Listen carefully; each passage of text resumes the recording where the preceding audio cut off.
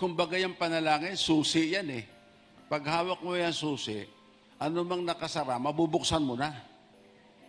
Yung panalangin, that is the key to success. Gawa ka man ng gawa, at lahat nasa iyo na. Talino, iba't ibang kakayahan, lakas.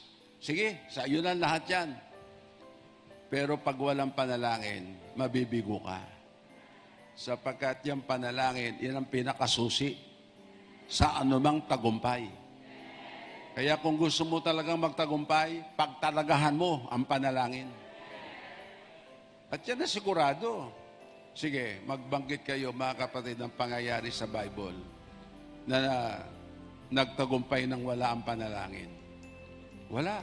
Lahat ng nagtagumpay. At ito nga, bubulayin natin ito mga, siyempre, hindi mo naman masasabing lahat-lahat yan. Pero may mga account sa Bible na mga anak ng Diyos, mga lingkod ng Diyos, na nalagay sa alanganing kalagayan. Subalit sila tumalaga sa dalangin. At sa kanilang pagtatalaga sa dalangin, hindi sila nabigo.